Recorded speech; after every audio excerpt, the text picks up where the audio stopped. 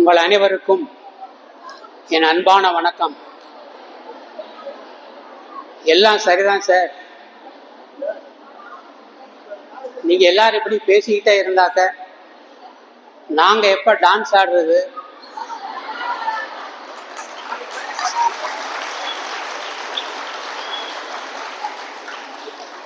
நாங்க டான்ஸை பார்க்க கூட வரல, நாங்களே டான்ஸ் ஆட வந்திருக்கிறோம் அப்படின்ட்டு நீங்க இங்க இருக்கிற சீஃப் கெஸ்டுக்கு ஒரு சவால் மாதிரி, எங்க டான்ஸை பார்க்கத்தானே போறீங்க அப்படிங்கிற மூட்ல நீங்க இருக்கிறீங்க. அதனால இப்ப நான் எவ்வளவு நேரம் பேசலாம்னு உங்களை தான் கேட்க போறேன். இப்ப இந்த அடிக்கடி செல்போன்ல பார்த்துருப்பீங்க. அதே மாதிரி நான் உங்கள்கிட்ட சொல்றதா இருந்தா, ஒரு நிமிடம் பேச வேண்டும் என்றால் என் 1 அழுத்தவும், 2 நிமிடம் பேசலாம் என்றால் என் 2 அழுத்தவும். அப்படி சொன்னா நீ எந்த நம்பரும் அழுத்துவ? அந்த பொண்ணு 1ன்னு சொல்லி கொண்டு விடுவேங்க.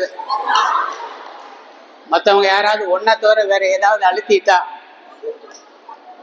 அதனால எவ்வளவு சீக்கிரம் முடியுமோ அவ்வளவு சீக்கிரம் நான் முடிச்சிடுறேன்.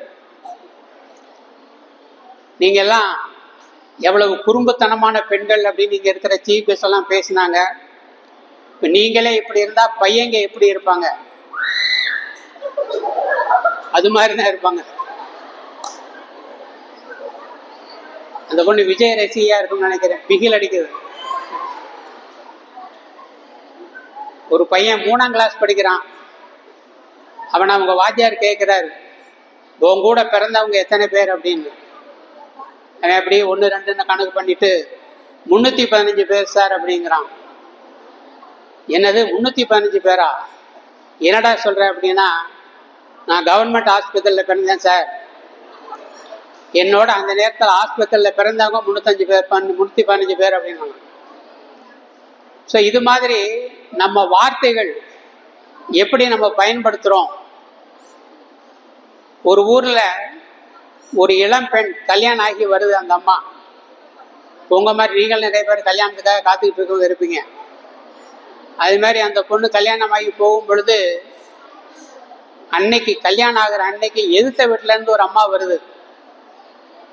வந்து இந்த பொண்ணுகிட்ட பேசுது, நீ இன்னைக்கு தான் கல்யாணம் ஆகி உட்காந்துக்கிட்டு இருக்கிற, நான் எதிர்த்த வீட்டில் 15 வருஷம் ஆச்சு இந்த ஊருக்கு வந்து எனக்கு கல்யாணம் ஆகி. நான் உனக்கு சில அட்வைஸ், ஏன்னா நிறைய பேருக்கு ரொம்ப பிடிச்சது என்னென்னா அட்வைஸ் பண்ணுறது. ஸோ அந்த அம்மா அட்வைஸ் பண்ணுது, நீ வாழ்க்கையில் சந்தோஷமாக இருக்கணும்னா நான் சில விஷயங்கள் சொல்கிறேன் கேட்டுக்க அப்படின்னு. இந்த பொண்ணு சரி ஏதோ ஆர்வமாக சொல்லுது. அந்த அம்மா கேட்கலான்ட்டு சொல்லுங்கம்மா அப்படிங்குது. இந்த மாதிரி உன் புருஷனை நீ உன் கைக்குள்ளே வச்சுக்கிறணும். என்ன செய்யணும்? உன் புருஷன் வந்து பேசும் பொழுது ஏதாவது என்னட்ட கோமா பேசினா நாக்க வெட்டிடுவேன்னு சொல்லு. வீட்டுக்கு லேட்டா வந்தா காலை வெட்டிடுவேன்னு சொல்லு அப்படின்னு அட்வைஸ் பண்ணுது. சரி, அட்வைஸ் பண்ணதெல்லாம் சரி. இந்த பொண்ணுக்கு ஒரு டவுட்டு, நீங்க சொன்னபடி அவன் கேட்டானா அப்படின்னு. அன்னைக்கு போனவன் தான் இந்த 15 வருஷமா இன்னும் திரும்பலை அப்படின்னுச்சான். ஸோ சில பேர் கடினமான வார்த்தையினாலே காரியத்தை சாதிக்க நினைப்பாங்க. ஒரு சுத்தியலும் ஒரு சாவியும் பேசினது மாதிரி. ஒரு பூட்டை சுத்தியல் எப்படி உடைக்கும்னா மேலே அடிச்சு உடைக்கும். சாவிங்கிறது அந்த இதயத்தை திறந்து அந்த பூட்டை திறக்கும். நம்ம எம்டி, நம்ம மேனேஜிங் ட்ரஸ்டி வந்து அந்த சாவி மாதிரி. அவர் எல்லாருடைய இதயங்களையும் எப்படி திறக்கிறதுன்னு தெரிஞ்சு வச்சிருக்கிறவர். அதனாலதான் அவருக்கு நல்ல இதயம் படைத்த ஒரு செக்ரட்டரி நமக்கு கிடைச்சிருக்கிறாங்க.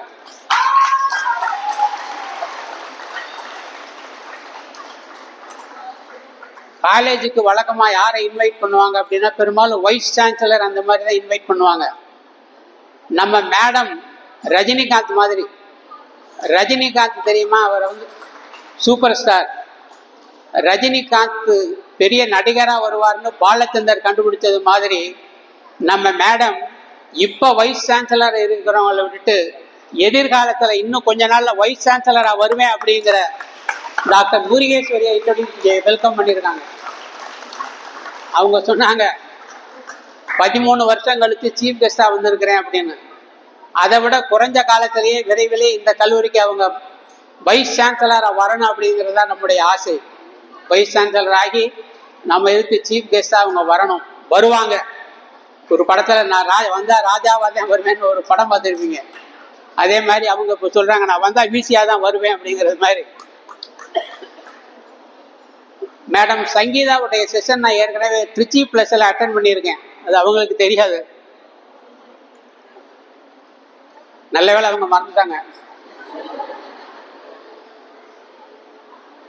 அவங்க எப்படின்னா வைஸ் சான்சலர் ஆகாமலே எப்படி சந்தோஷமா இருக்கிறங்கிற கலையை கற்று வச்சிருக்கிறவங்க. வாழ்க்கையில இதுதான் நமக்கு சந்தோஷம் கொடுக்கும், அதுதான் கொடுக்குங்கிறது இல்லை, எனக்கு நானே சந்தோஷத்தை கொடுப்பேன் அப்படிங்கிறது மாதிரி. ஸோ 2 அருமையான பேச்சாளர்களை நம்ம இங்கே பார்த்துருக்கிறோம். அதற்கு காரணமானவர் நம்முடைய ட்ரஸ்டி ஐயா அவர்கள், மேனேஜிங் ட்ரஸ்டி அவர்களும் நம்முடைய செக்ரட்டரி அவர்களும். இப்போ நம்மளே ரொம்ப நேரம் பேசுறதுக்கு பதிலாக இங்கே பேரண்ட்ஸ் சில பேர் வந்திருக்கீங்க இல்லையா, யாராவது ஒரு பொண்ணுடைய அம்மா, ஏன்னா விமன் ஸ்டடீஸ் வந்திருக்காங்க, அதனால யாராவது ஒரு லேடி ஒரு அம்மா இங்கே வர்றதுக்கு ரெடியா இருக்கீங்களா?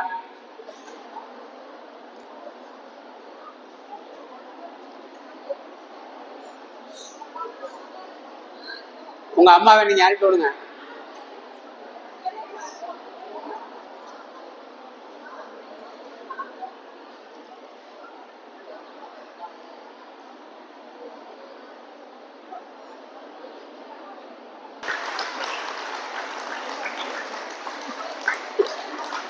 அந்த அம்மாவுக்கு நல்லா ஒரு ஜோரா கைதட்டு கொடுங்க.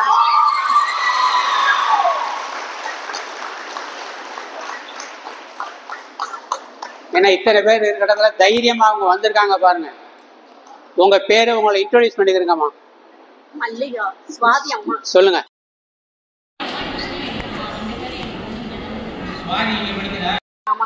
சுவாதி எந்திரிமா. தமிழ்.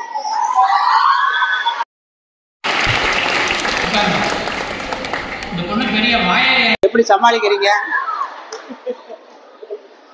ஓகே, இப்போ உங்களுக்கு ஒரே ஒரு கேள்வி.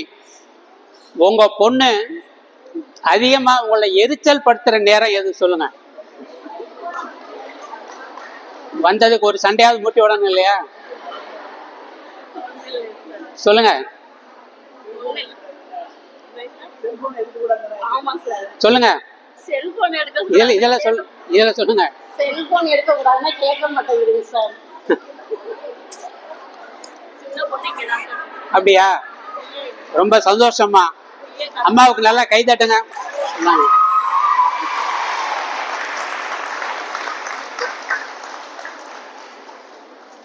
மேடமே சொன்னாங்க செல்போன் தான் எல்லாருக்கும் பெரிய எதிரியா இருக்கு அப்படின்னு சொல்லிட்டு. ஆனா செல்போன்லாம் நிறைய எடுக்கிறதுனால தான் அந்த பொண்ணுங்க நல்லா பாட முடியுது, ஆட முடியுது இல்லையா? இப்ப எதுக்காக அவங்கள கூப்பிட்டு கேட்டேன் அப்படின்னா, ஒரு பொண்ணு வீட்டுல அந்த ஒரு பொண்ணை சமாளிக்கிறதே கஷ்டமா இருக்குன்னாக்க, ஒரு காலேஜில் இத்தனை பேரை சமாளிக்கிறது எப்படி இருக்கும் அப்படின்னு பாருங்க. நம்முடைய ஒரு அம்மா அவங்க என்ன நினைப்பாங்க அப்படின்னாக்க, நம்ம பொண்ணு வாழ்க்கையில ஜெயிக்கணும் அப்படிங்கிற மாதிரி. ஆனா எல்லா பொண்ணுங்களும் ஜெயிக்கணும்னு நினைக்கிறவங்க தான் நம்முடைய செக்ரட்டரி மேடம். இங்க இருக்கிற அத்தனை பேருமே வாழ்க்கையில ஜெயிக்கணும் அப்படின்ட்டு, அதுக்கு அவங்களுக்கு துணையா இருக்கிறவங்க நம்முடைய பேராசிரியர்கள். அதற்கு ஒரு நல்ல எடுத்துக்காட்டு தான் நம்ம ஏற்கனவே பேசினவங்க சொன்னது மாதிரி நம்முடைய மாஸ்டர் ஆஃப் செரமனிஸ் மிக அருமையான முறையில இந்த நிகழ்ச்சியை தொகுத்து வழங்கி கொண்டிருப்பவர்கள். ரொம்ப நேரம் இல்லாததுனால ஒரே ஒரு இதை மட்டும் சொல்லிட்டு முடிச்சிடுறேன். இந்த மாடர்ன் ட்ரெண்ட் எப்படி இருக்குன்னு ஒரு பையன் சொன்னே இல்லையா, எத்தனை பேரோட பிறந்தேன்னா 315 பேருன்னு. அவனே வளர்ந்து என்ன செய்யறான்னா மேரேஜ் இன்விடேஷன் அடிக்கிறான். மேரேஜ் இன்விடேஷனை வழக்கமாக நீங்க பார்த்துருப்பீங்க, நிகழும் இப்போ இந்த ஆண்டு ஒன்று போட்டிருப்பாங்க, உங்களுக்கெல்லாம் அடுத்து பார்த்துருப்பீங்க. சாரோட இன்விடேஷன் கூட அவருக்கு ஞாபகம் ஒரு அநேகமா அந்த ஆண்டு ஆனி திங்கள் 15ஆம் நாள் சுற்றம் சூழ வருகை தந்து வாழ்த்தியருள அப்படின்னு. இவன் எப்படி இன்விடேஷன் எடுத்திருக்கிறான்னாக்க, மன்னார்குடியில் பரபரப்பு, வாலிபர் கைது, குற்றம் பெண்ணின் மனதை திருடியது,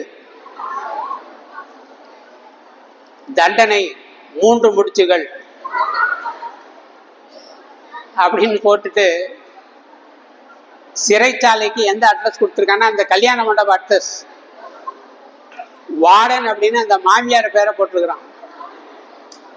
அதாவது இந்த மாடர்ன் வேர்ல்டு, போஸ்ட் மாடர்ன் வேர்ல்டுன்னு சொல்லுவாங்க. இன்றைக்கு உலகம் எப்படி மாறிக்கொண்டு இருக்கிறது அப்படின்னு. இப்படி மாறி வருகிற உலகத்திலே நாம நிறைய சவால்களை சந்திக்கிறோம். அது ஒரு பெண்கள் அப்படின்னாக்க இன்னும் அதிகமாகவே சவால் இருக்கும். ஆனால் நீங்க எல்லாருமே நல்ல திறமைசாலிகள், புத்திசாலிகள். இதுவரைக்கும் அவங்க பேசும் பொழுது நீங்க கைத்தட்டுனாலே தெரியும். எப்ப தட்டணும்னு பார்த்து நீங்க தட்டுறீங்க பாருங்க, இப்ப தட்டாம இருக்கீங்க. ஏன்னா ஒரு ஃபங்க்ஷனுடைய வெற்றி உங்க கையில தான் இருக்கு அப்படிங்கிறதான். உங்க கையை நீங்க எந்த அளவுக்கு பயன்படுத்துறீங்களோ அந்த அளவுக்கு ஃபங்க்ஷன் வெற்றிகரமாக இருக்கும். நல்ல அருமையான மாணவிகள், மிக சிறந்த முறையில் இங்கே வருகிற எல்லோராலும் பாராட்டப்படக்கூடிய மாணவிகள், யூனிவர்சிட்டி ரேங்காக இருந்தாலும் சரி, காம்படிஷனாக இருந்தாலும் சரி, சாதனை படைத்து கொண்டிருப்பவர்கள். உங்கள் அனைவருக்கும் வாழ்க்கையில வெற்றி கிடைக்க வேண்டும். அதற்கு நம்முடைய மேனேஜிங் ட்ரஸ்டி செக்ரட்டரி மட்டும் இல்லை, ஒரு 4 பேர் அவருக்கு மிகுந்த துணையாக இருக்கிறார்கள். அவர்களுக்கு நாம் நன்றி சொல்ல வேண்டும்.